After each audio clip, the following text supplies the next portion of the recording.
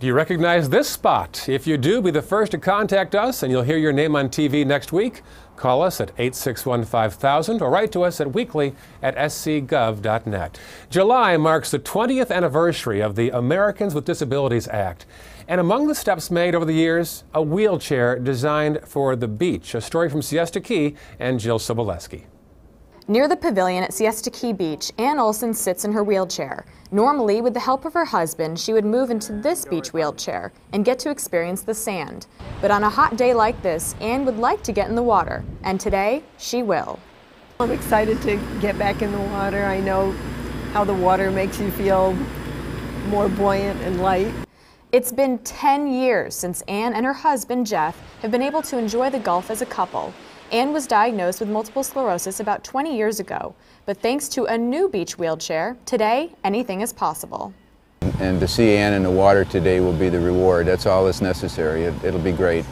As Jeff helps his wife into the chair, he says it's much easier because you can elevate the arms. But for Ann, what's most important is just being together. People in wheelchairs tend to get left out of family and friend gatherings, especially when it's at the beach. Ann won't be left out today. Jeff stands behind his wife 100%. Passion pushes him to be able to give his wife the quality of life he feels she deserves. I have personally been working to try to make the beaches in Florida more accessible through different means for 7 years now. It gives me the strength to continue to enjoy life, and it means a lot to me. And the day is about to get a whole lot better.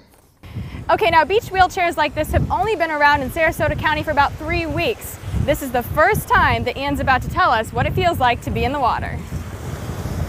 And here they go. You can imagine how wonderful it feels not to be limited to just the sand. The new chair opens a different world to Ann, and hopefully to others. I hope a lot of people take advantage of it. There's people all over the county that never been to the beach or never been in the water, and now they have a chance to do both, and I hope they take full advantage of it.